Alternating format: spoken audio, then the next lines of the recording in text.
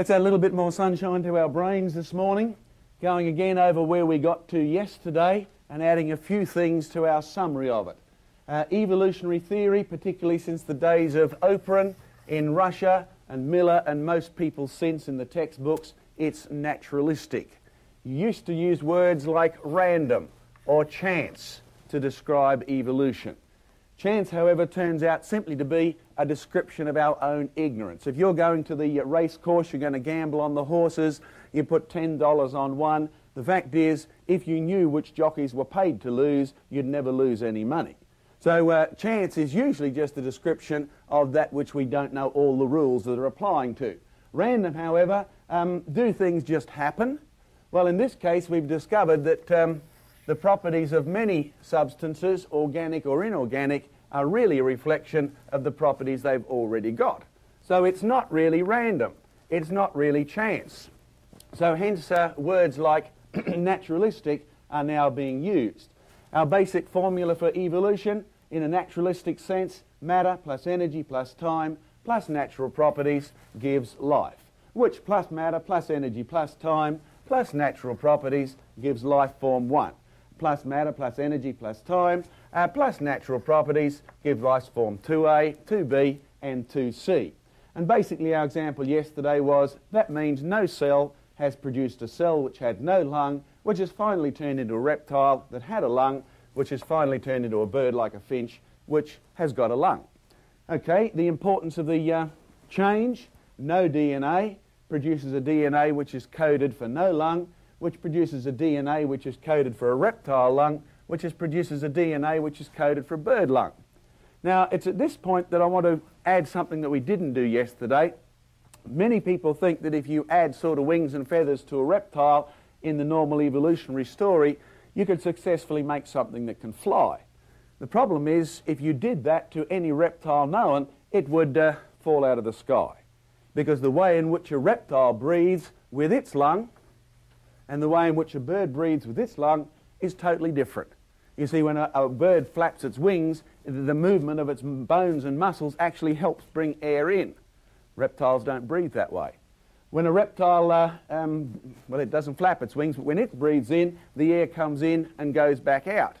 Now, if a bird was going to do that, the faster it flapped its wings, the faster the air would come in and out, till eventually the air would meet itself coming out as it went in.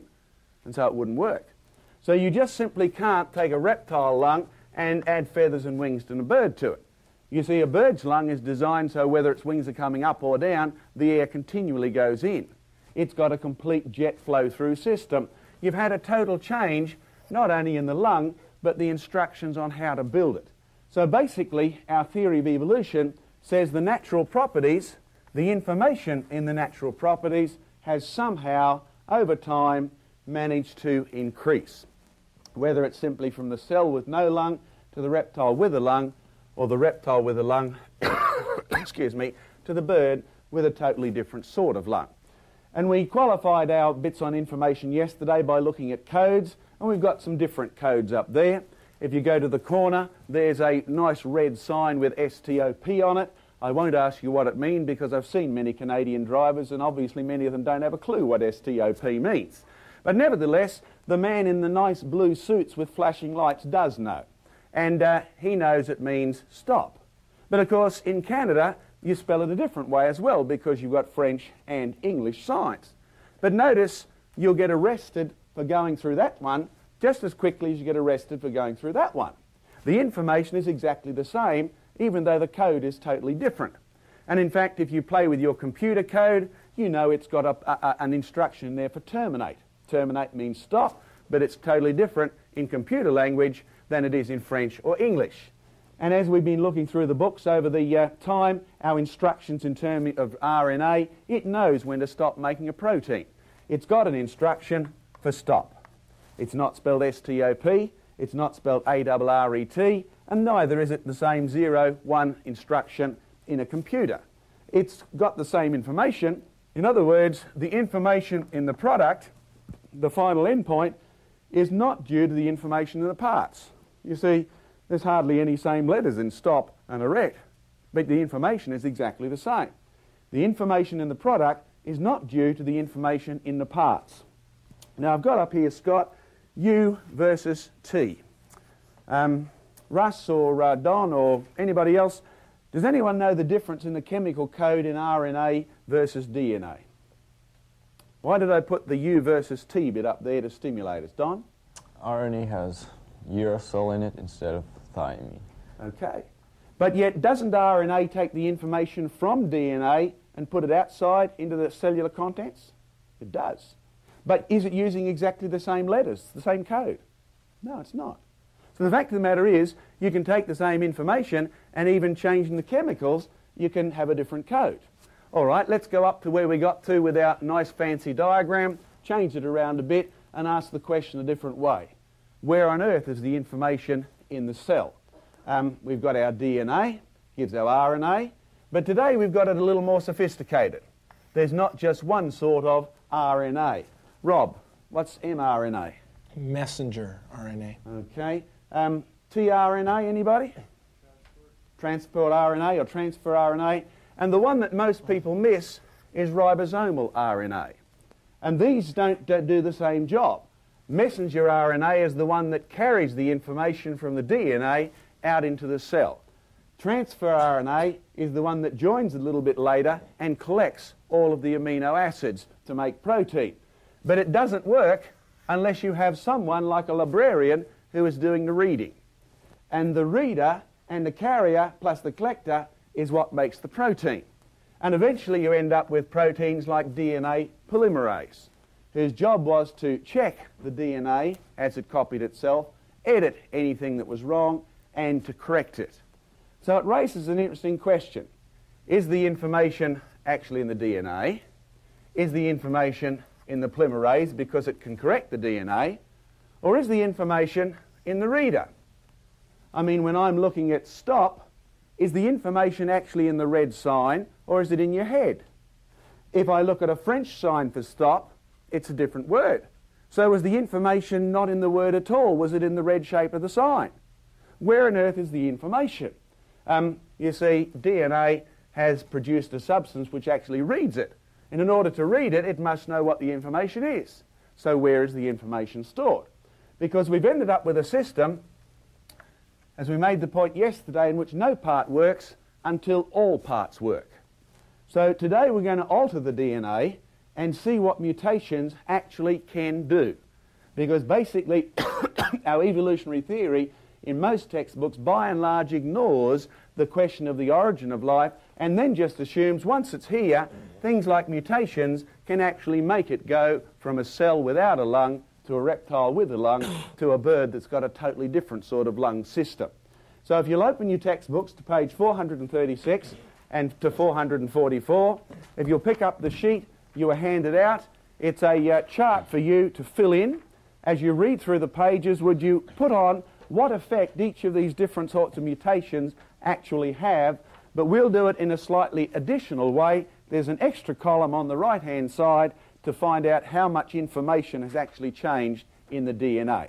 So if you can, excuse me, take 5, fill in that sheet, and then we'll put our information together and summarise it.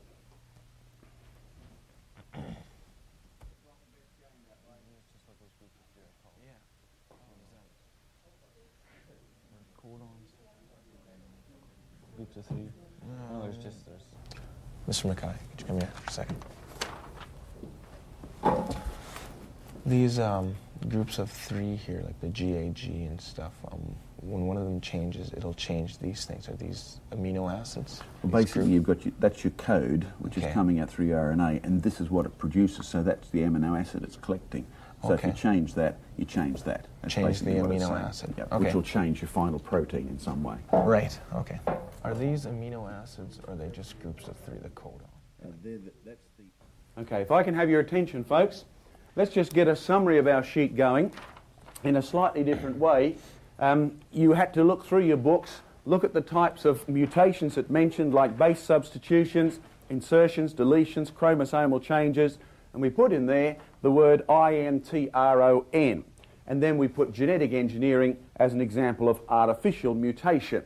And your purpose was to try and summarise if a natural property mutation occurred, what happened to the information in the system.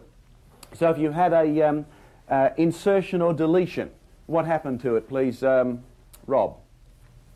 Well, with the insertion, it would add a base pair, and it would change the amino acid that was created. Okay, did it help the plant or help the animal? Probably not, unless it was at the very end and it added something that was Did the book desirable. use it as an example of helping the animal? No. It certainly didn't. Okay, what happened if you had a frame shift? Chris? That would change all your amino acids because everything would be over one codon. Okay, so everything was shifted along. Did the book give you any example where this benefited a plant or an animal? No. No examples whatsoever. What about if you had a change in the intron, the bit that functions almost as a full stop in the DNA? If you changed that, did it make any difference whatsoever? No. What happened if you substituted something and you ended up with a completely different coding in the DNA which went to the RNA which then went to make the wrong protein? Any consequences of doing something like that? Russ? No consequences if you substitute it? I can't remember reading that. What happens if you end up with the wrong proteins?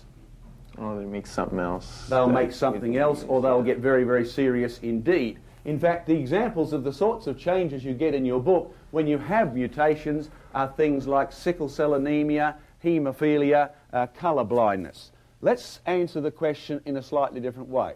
Natural properties mutations, DNA plus matter plus energy plus time, due to natural properties, does it keep the things the same, gain information, or lose information? Did we have any example where it lost information? Yes or no? Yes. Did we have any examples where the information stayed the same? No. Maybe with the intron. Maybe with the intron it was basically neutral. Did we have any examples where they lost information and it was a very serious consequence? In most cases where you have a change that will alter the information, you get a loss. The commonest form of a mutation, remember it said most of them were stored in the intron. The introns had virtually no effect, so most mutations were neutral, such as the ones that are stored in the introns. The rest of them, most of them involved loss, and in all cases there is no example of any gain of information. That's in your textbook. And I must admit I've been looking for a long time and I've been trying to find an example of a natural process that produces gain of information in the genetic code that wasn't there beforehand. I can't do it, and that's probably why it's not in your textbook. Okay, let's go to the artificial mutations, genetic engineering.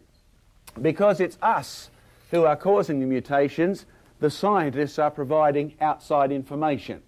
DNA plus matter plus energy plus time plus Mr. Scientist, who works for the plants or the chemical or the animal factory, is producing a DNA information gain.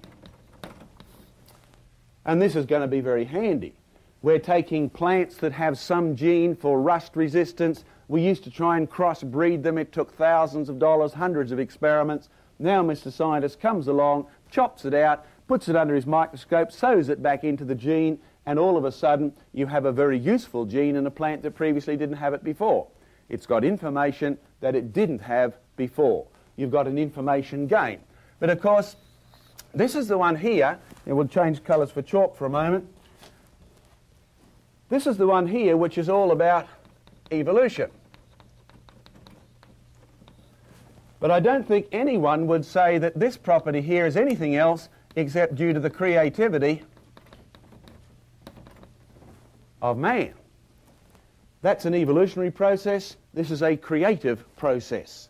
So let's have a look at the observed effects of DNA when we change it. Human DNA plus matter plus time plus energy, all the natural properties that produce mutations listed in your book went from either neutral to serious things like haemophilia.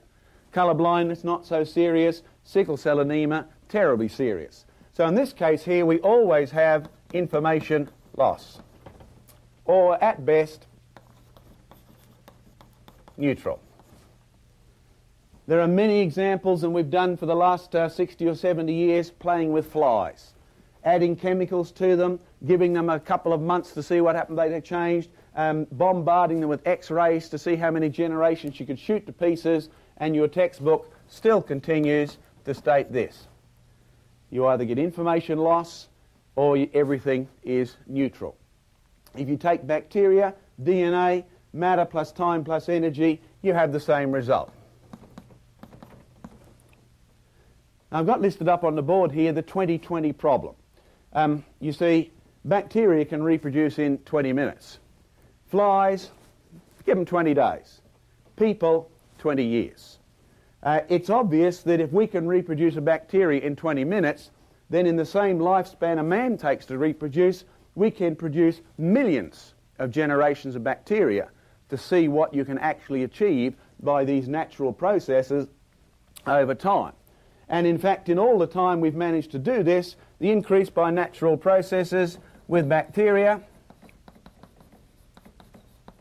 in fact, for the 60 or 70 years we've been shooting them with X-rays, does anyone know what we've managed to turn bacteria into? Superbacteria? Bacteria. In fact, we started with bacteria, and after all of our experimentation, using just the natural properties alone, forget about genetic engineering at the moment, if we just stick to natural properties, whether it's matter or time or the energy from radiation, bacteria have turned into bacteria. It's only when you add outside information that you get your new super improved bacteria. So if you take the bacteria and you use genetic engineering, then you end up with your superbugs that can now make insulin that couldn't make insulin before. And we can draw off the insulin for using with sick people and things like that. So we're going to take a new question. If we use natural processes, why is it that there is so much loss? Or why is it that most of the changes are neutral? Or why is it that you don't get any information gain that we can demonstrate by these natural processes? And if we remember back to our diagrams, we had DNA polymerase. Its job was to copy, edit and correct. We also had a backup system in the DNA. Even if it was replicating and one strand got shot with X-rays and it got altered, there's a second strand which can be in a second cell to make another copy of the original, and you've got a backup system built in. If you read through your textbook, you will have noticed that even if you shoot things full of X-rays, your cell has got a radiation repair mechanism. In addition, when you have a look at the code, it uses 4 bases, 3 at a time, and you can get far more information out of that system than you can if it did it any other way. In other words, the DNA code has many ways of saying the same words, many ways of using the same instruction. It's a redundant code. You can spell stop in many ways in DNA language. You can spell go in DNA language in many ways. In fact, you can instruct for the same sort of protein in quite a few different ways. Okay, as well as that, it's said in your textbook that the intron is the place where most of the mutations have actually been discovered, and they seem to be preserved there. The fact is, what does the energy instruct to make? Russ, do you remember? Does the intron instruct anything to make anything? No, they're dropped out of the mRNA. When the mRNA takes it, it only takes the exons for the information that you see. The introns don't matter. So it's quite fascinating. Even though you've got a radiation repair, even though you've got Eddie Coppett correct, your body, your cells, the cells of bacteria, do not waste energy repairing the introns. No point. They don't get used for making anything. All they are is full stops. And you see, it really doesn't matter if you have a full stop which is white or a full stop which is green. Full stop's a full stop. It just doesn't get read. It's dropped out by the reader before it actually translates it into any product. Selection pressure. What do we mean by that, Chris? Natural selection pressure. I don't know. You don't know? Well, that's a good, honest answer. Don, you got any answer to that? What's a selection pressure? The world's getting warmer. What's liable to happen to animals with lots of fur? They will probably die out. Yeah, the pressure will go against them because they'll overheat. Okay, so that's a selection pressure. It would favour animals with shorter hair. Okay, now in all of these cases, if a mistake actually sneaks through the system, given all the backup, if the protein is useless and it happens to survive with a useless protein, the whole organism will be better off or worse off than the original one which had a good protein. Better off or worse off? Any answers? It'll be worse off. Okay, if it's worse off, the environment hasn't changed. The previous animal was doing well in the environment. Keep the pressure the same, decrease the ability of the animal, and it's favoured against. So in every case, it seems that even if you can sneak mutations in, not only is there backup copy correction, but nature itself is going to rule against all of these systems. Which means we've seen in the last decade or so a new theory of evolution. It's basically come about to describe some of the complications that have arisen in the fossil record, but it also assists when you have a look at the problems we discover in trying to use mutations to make changes in the evolutionary theory. Its name, punctuated equilibrium theory. Stromatolites. Come to Australia, you can find them living in Shark Bay. They're just algal sort of bacterial mat type arrangements. When you have a look at the stromatolites, you find them in the oldest rocks here in Canada, no matter how you add up the scale. Stromatolites still exist in Australia. They exist in the rocks that are theoretically the oldest rocks around with fossils in. Even if you believe that these rocks are 3.5 billion years old, the DNA of stromatolites has produced stromatolites for how long on that scale? Rob? 3.5 billion. 3.5 billion years. So in 3.5 billion years, the DNA's resistance to change must be pretty good. Because what's it kept the stromatolite being? Stromatolite. In other words, the question we should ask is the DNA of stromatolites programmed to produce only stromatolites? And given this, of course, it would seem the answer to that is yes. It's got so many backup systems, and even if things changed, the pressure against it will tend to eliminate it from the system. Okay, which brings us up to a rather large subject, the universe, time, and mutations. Let's take a table. We've all got tables in the room here. You're leaning on tables at the moment. Let's leave the table by itself once it's been made. Matter plus energy plus time plus the natural properties of the system are the only thing it's going to be exposed to. Now, if you were to take a table, put it out in the environment, out here in the yard, leave it alone for 1 year, 10 years, 100 years, 1,000 years, 2,000 years, tell me what it's going to end up as. Dirt. Dirt. Okay, Rob's quite correct. It's going to end up as compost of some description. The wood will naturally decay. The table actually had quite a bit of information in it. It's got nice square corners. It's got a leg at each corner. Compost hasn't got square corners at all, unless you repack it and add information to it. So basically, from the table to compost, what's happened to the amount of information in it, Don? Has it increased or decreased? Decreased. Decreased. Okay, so all of the information here, plus time and whatever else can happen, produces a loss of information. Take a car.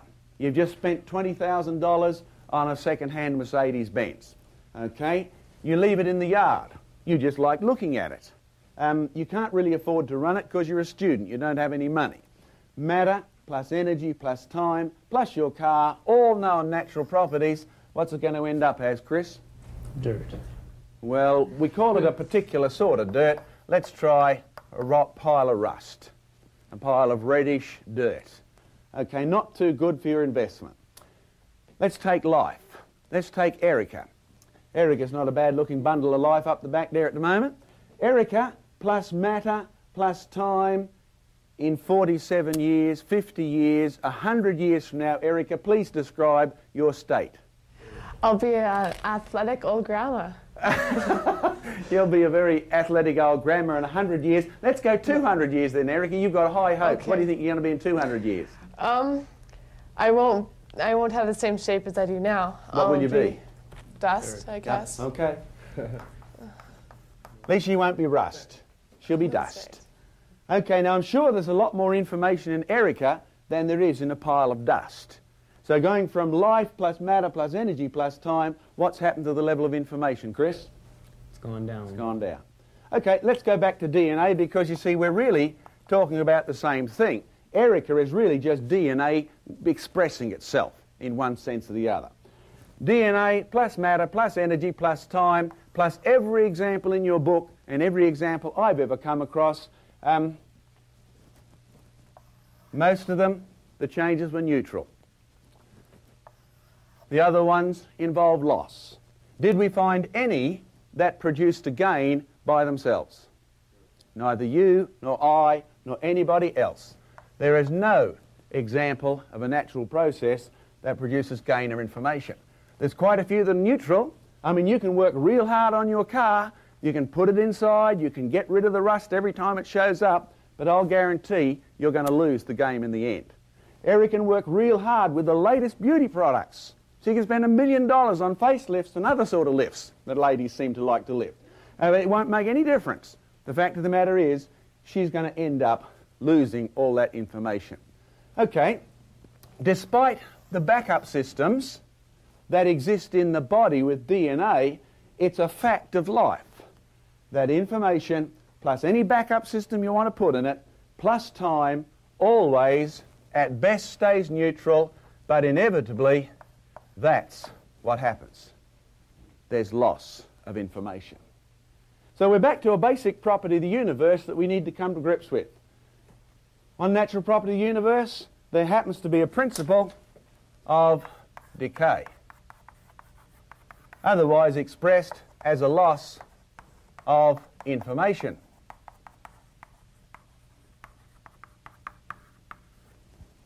Which raises a very good question. If the only principle we can see around us is at best to keep the same information, and the normal tendency is to lose information, then the question is, how did the universe start?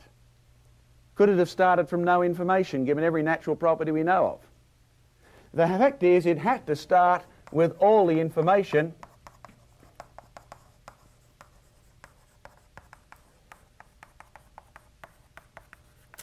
brought into existence. Couldn't start from nothing and go the other way, since the only property we see is loss of information in the real world system. But this is a characteristic of this. The only time we've seen that is in things like genetic engineering. The only time we've seen that is when somebody takes rust and puts it through the factory, adds electricity plus lots of smart scientists and chemists and computer engineers and turns it into a car. That doesn't happen by itself. By itself it ends up as rust again, no matter how many brilliant engineers you put into the system. So we have to figure out one last way, which will be our last lesson in the series. Is there any way to recognise, and let's put this word in here, any way to recognise a creation? Because if there is, we may have an answer to the puzzle of life, how did it get here? Because you see, if it can't evolve by any known natural process, if the only option is creativity, is there any scientific way to actually recognise a creation? And we'll take that up in tomorrow's lesson.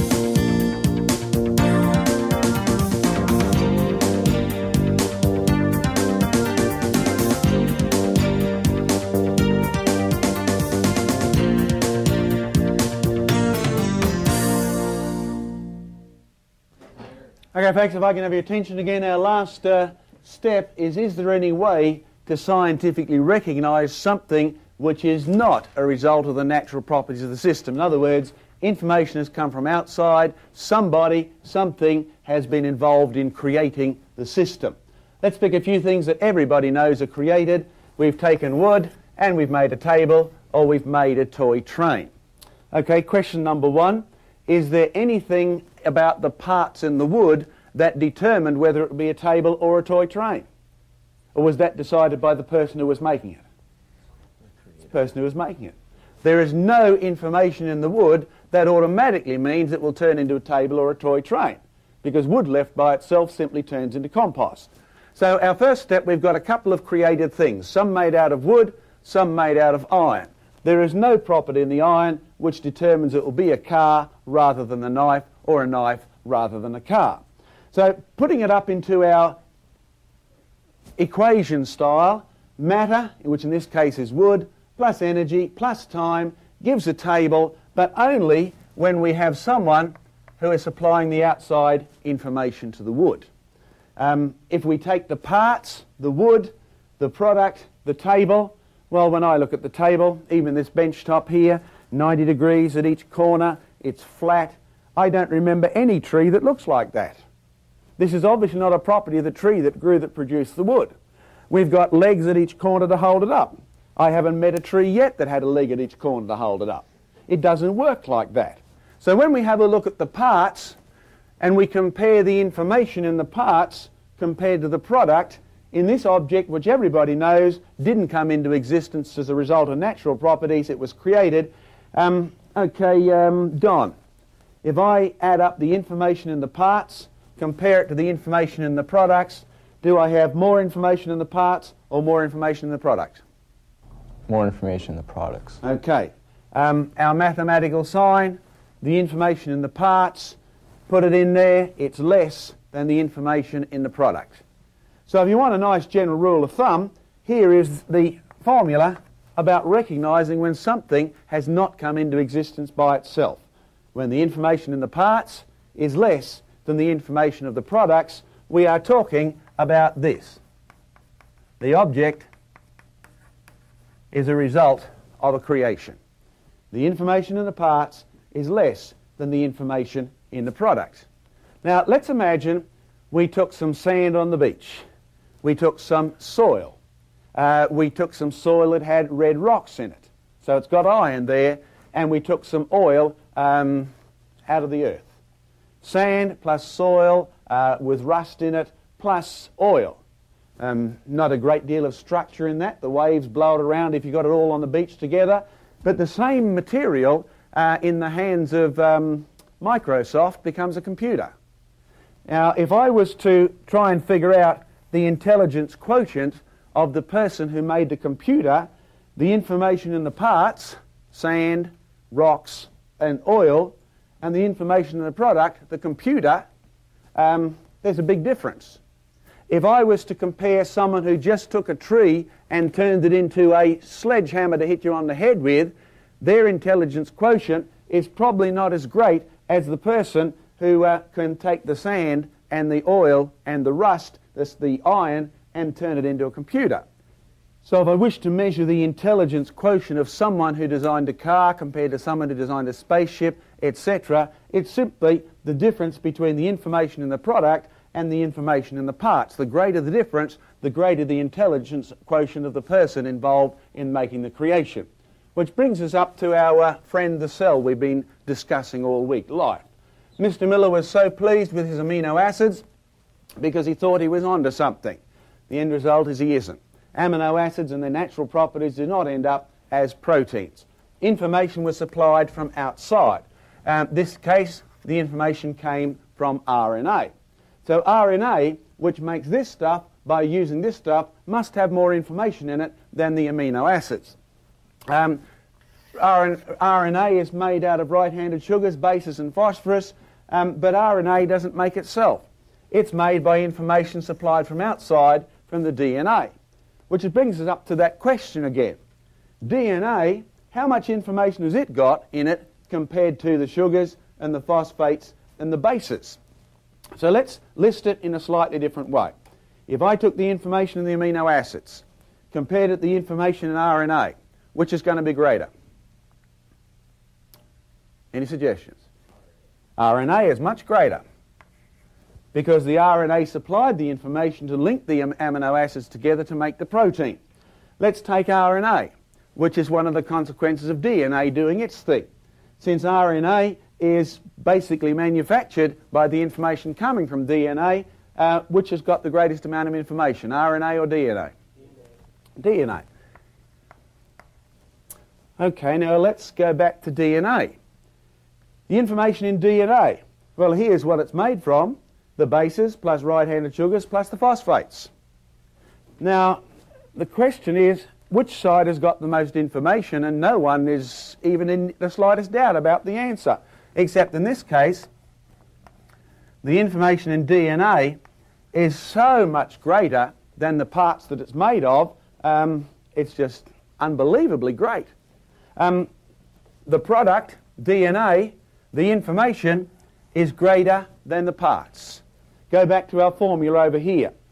We'll do it in a nice circle in green. When the information in the parts is less than the information in the product, we are talking about something that's been created. There's one last hope we can avoid creation for those who don't like it. Can we discuss things like natural properties? Is there some way we can avoid a conclusion like that by learning anything about natural properties? Perhaps that can provide us with some extra information that we haven't become aware of to date. Remember, our evolutionary theory was matter plus time plus energy due to natural properties somehow produced life. And in all of our discussion and in most of the textbooks, they never ask this question. In fact, if I can encourage you in your education, find out the questions that aren't being asked, and you'll open up new theories and become famous in science. That's usually how people develop new ideas. They ask questions that nobody's asked before. What on earth are natural properties? And where on earth are natural properties? Remember we took our coin right at the start when we were trying to figure out 50%, 50% or 100% with the amino acids? We used our coin as an analogy because it had similar properties. It had a left hand and a right hand, or it had a head and a tail. But we used the natural properties of the coin once it had a head and a tail. How it behaved given matter, the coin, energy, me, and time, the clock. How did it behave once it had those properties? But let's go back one step further. Here's the coin's history. Metal plus time plus energy plus the government mint supplying outside information produces the coin, which has a head and a tail built into it. Once it's got a head and a tail built into it, then the natural properties of the coin, well, what were they again? If I throw it and don't interfere with it, what do I get? 50% heads, 50% heads, 50% tails. That's a consequence once the coin has got those properties. But the interesting thing is, the heads and the tails, the natural property of having a head and a tail is 50-50. But the heads and the tail happen to be created properties.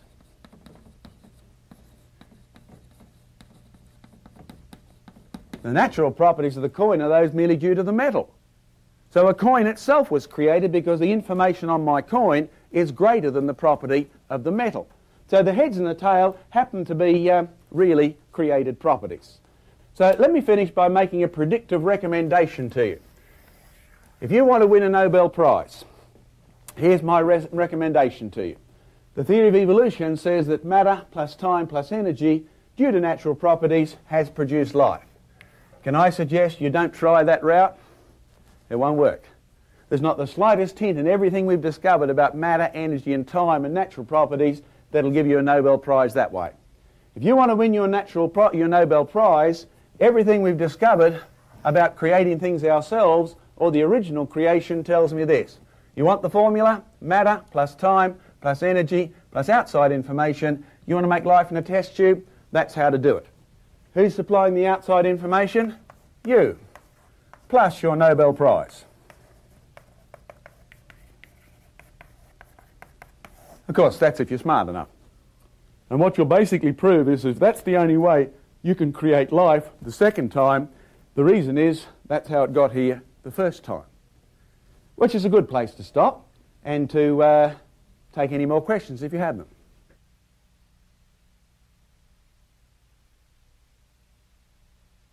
What would happen if all of a sudden it was discovered that there was life on other planets? How would that change some of your views on creation? What would happen if it was discovered there was life on other planets? There are people who've come across this problem we've just talked about with DNA not being capable of being the first part of life. In fact, the man who came up with the DNA model, Francis Crick, has become so impressed by the complexity of this, he's shifted the question just like you're doing. He said life could not possibly begin chemically by natural processes on Earth. So instead, he's cancelled the natural processes and he said somehow life came from outer space. We were visited by aliens and they left some genetic material here. They gave it a good kickstart and off it went by natural processes. Now, the trouble is, even if you make that suggestion, it doesn't alter the question. You've just shifted where you have to answer it. The question then would become, is there any natural processes on any planet or any part of the universe that could account for somebody smart enough to build spaceships, to travel here, to leave a DNA system set up and ready to go?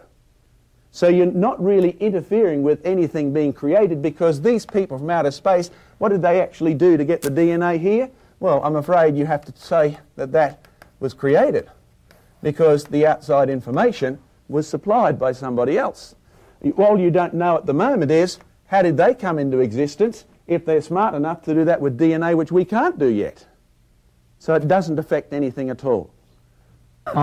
Small cells like bacteria, they can exchange genetic information between one another. Mm-hmm. Now, if they can do that and mutate so that they can not be affected by our antibacteria methods, isn't it true that higher life forms like animals or humans could do that too? And okay, the question is, if bacteria can exchange information, is it possible that other life forms could do this and therefore alter? That's what you're saying correctly? Okay, we discovered this process when we began to discover that our antibiotics wouldn't work. Okay, we had the theory that bacteria mutated and became adapted to our medicines. Because you see, when we first started using antibiotics, fantastic. After about 20 years, many of the bacteria, when you shot them with antibiotics, what effect did it have? None at all. So our theory was that the bacteria were evolving a resistance to this antibiotic. That was our theory. And we said it was happening by this process of mutation. The DNA somehow was mutating and it was being selected favourably because all the other bacteria were dying, so you were ending up with resistant bacteria. However, this theory came under a lot of challenge when they discovered that bacteria were turning up that were resistant to 3 or 4 antibiotics all at once. That can't be accounted for by electron bombardment, X-rays hitting things, or chemicals. It's just impossible. The rate of mutation is very low, so if you end up with a bacteria that's got 4 or 5 resistances, it just didn't do it accidentally or by random interaction with energy or whatever.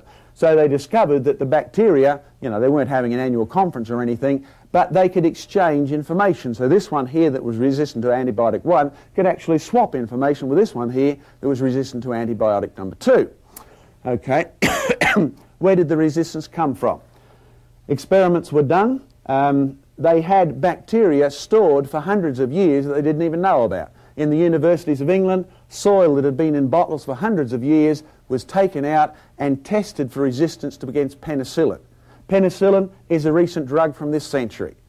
If the bacteria existed in the soil before penicillin, I wonder if they actually had resistance to penicillin, or did it actually evolve by adaptation this century? Okay, observation, the bacteria in the bottles already had resistance to penicillin.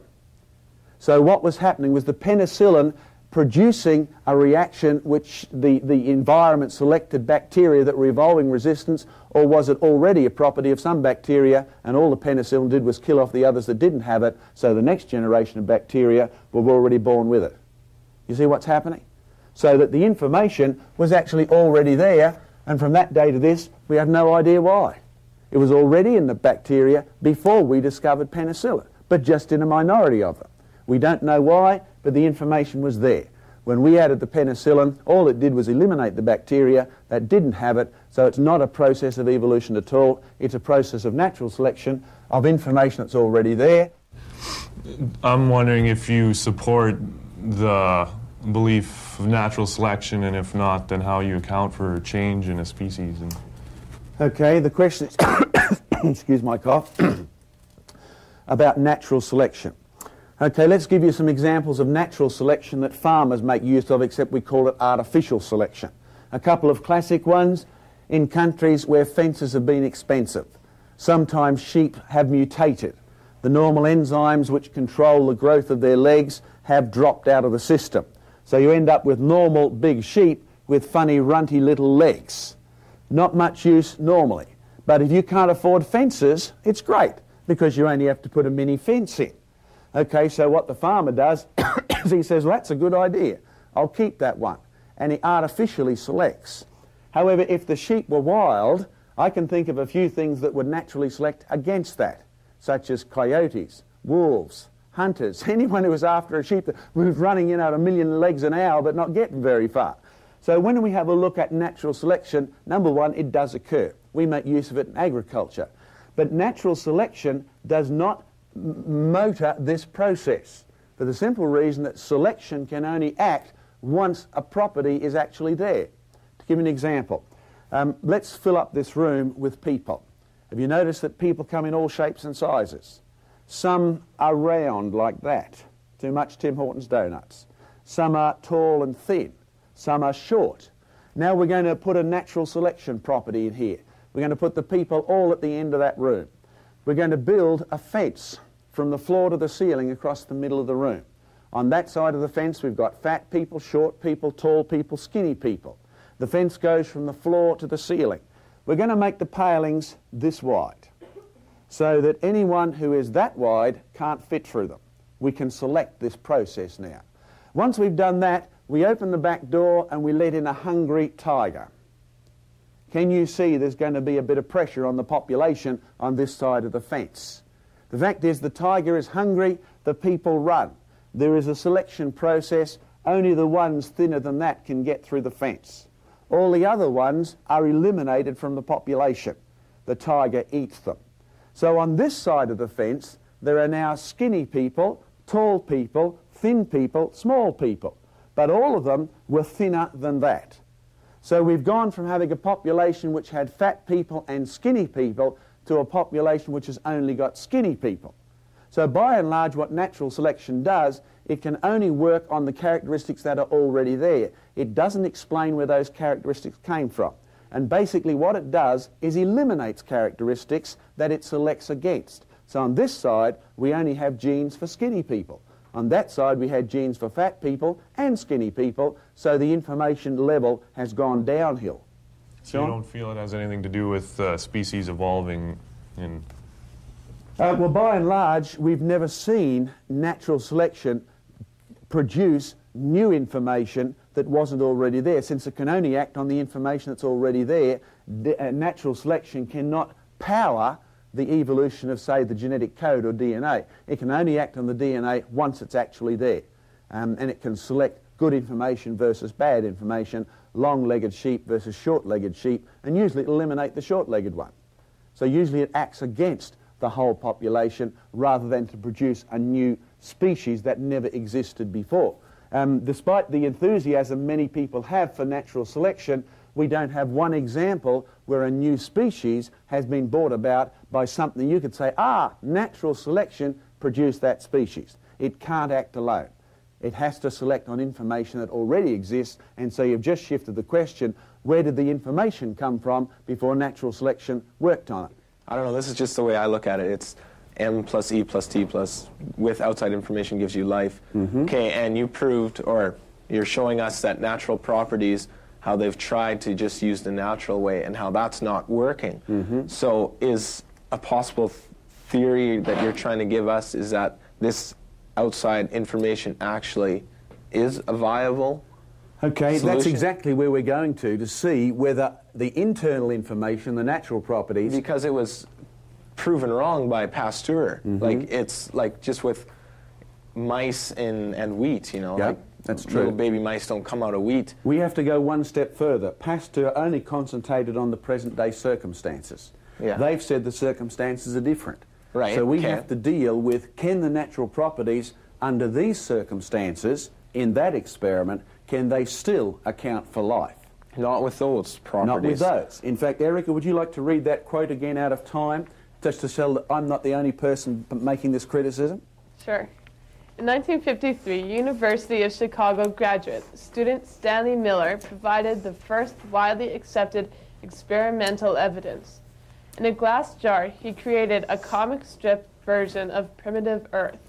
Water for the ocean, methane, ammonia, and hydrogen for the atmosphere. Sparks for lightning and other forms of electrical discharge. 1 week later, he found in his jar a sticky goop of organic chemicals, including large quantities of amino acids, Lego blocks for the proteins that make up cells. Case closed, or nearly so, many scientists believed. Now, this textbook picture of how life originated, so familiar to college students just a generation ago, is under serious attack. New insights into planetary formation have made it increasingly doubtful that clouds of methane and ammonia ever dominated the atmosphere of primitive Earth. And although Miller's famous experiments produced the components of proteins, more and more researchers believe that a genetic master molecule, probably RNA, arose before proteins did. Okay, that's enough there. In fact, when Miller made up the experiment with that atmosphere, what is this researcher saying? It's not really based on what would have been there. He didn't even raise the question of oxygen. He just said it's not possible that there was that much ammonia. And if you think about it, I'm sure you can figure out the reason. Ammonia is a very soluble gas. You may have done the experiment where you put water and you run ammonia into the top, and all of a sudden the water runs straight up the test tube because the ammonia has dissolved and the vacuum has been created by the solution. Ammonia is an incredibly soluble gas. So if you had enough ammonia free in the atmosphere, the oceans would have been absolutely saturated with ammonia. It would have been, you know, a chemical detergent that you could have used to clean the dirtiest toilet seats. It just would have been unbelievably concentrated with ammonia. So since there's not that much ammonia anywhere in the world today, there's no evidence that there's even ever been that much nitrogen. Because even if the ammonia has disappeared, the nitrogen and the hydrogen have still got to be here somewhere. The nitrogen is not here, so it's unlikely there was ever that much ammonia.